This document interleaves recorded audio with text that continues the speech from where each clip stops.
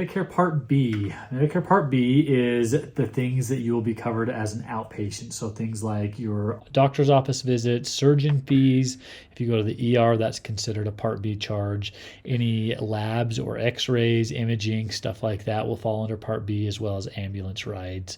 So all of that will be covered by Part B. So in the year 2023, you will have a deductible to meet for Part B, and that deductible is $226. After that deductible has been met, you're going to have a 80-20 split. So Medicare is going to pay 80% and you will pay 20%. The thing to be aware of with that is there's no cap on that 20%. So there's no like maximum out of pocket or anything like that you would end up being able to let Medicare pay the rest if you had a super catastrophic thing. You're going to be stuck with the entire 20%, even if it's $10 million bill. So just something to be aware about. Again, not to scare you or anything like that, but just so that you know, that's why it's important to have some type of private insurance to help you mitigate that risk of having extremely high medical bills. As far as premium, Medicare Part B is going to cost most people $164.90 per month. And that premium is based on income. So if you make more money, you're going to pay a little bit more for it. And we actually have a chart for that, and that is right here. Okay, so this is our chart as far as your Medicare Part B premium income amount. So based on how much you make is what you're going to pay. This adjusted amount is what you will pay extra. So if you make less than $97,000 if you're single, or less than $194,000 if you file taxes together, then you won't pay anything extra. You're going to pay the $164.90. If you make more than that, it's going to start going up just depending on how much you make. And so this would be your premium amount based on your taxable income. If you have any questions about that, you feel free to call us and we will help you exactly pinpoint where you can probably expect to have your premium amount fall. Another part with Medicare Part B is the excess charge. So what this is if a provider does not accept Medicare assignment, they can bill you 15% more than what Medicare allows. And so this is just a quick illustration of that. Say you go to the doctor and you get a workup for a bum knee or something like that, and the doctor charges you $120 for that visit. Medicare's approval rate for that is $100. So whatever that visit was that the doctor did when he saw you, examined you and everything, Medicare says that they'll pay $100 for that.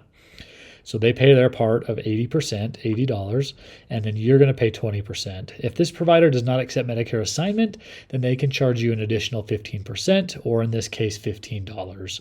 Most of the time, this isn't an issue. I just read a statistic earlier today that 98% of providers do accept Medicare assignment.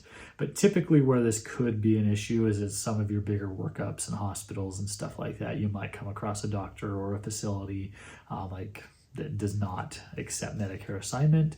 And so that 15% is going to be a lot more than $15. You're going to be paying quite a bit more. So there's plans that will cover that cost and there's plans that don't. And so just need to be aware of those risks and how you can cover those potential gaps. All right, so how do you want to cover those gaps, those red numbers in the previous slides? How do you want those covered? You can either decide to retain original Medicare as your primary payer. So that would cover your hospital and then your Part B medical expenses. And then you would add a Medicare supplement plan. And the next video will go in depth into supplement plans. But that would cover, like I said, those red numbers in the previous slide. And then in addition to that, you would add a Part D prescription drug plan. And that's pretty self-explanatory. That plan's going to cover your prescription drugs. So all of that is one option, or you can enroll in a Medicare Advantage plan, and that becomes your primary insurance.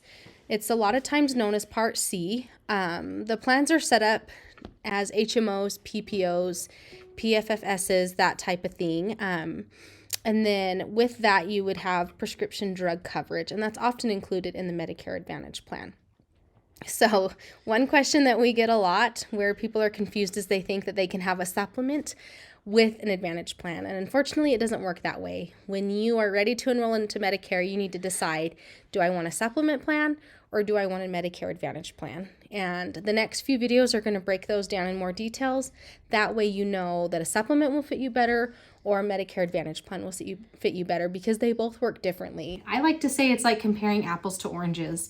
They're different, they taste different, they work different, but they both will cover those gaps in Medicare. So they're both still fruit. They're just different. Yep.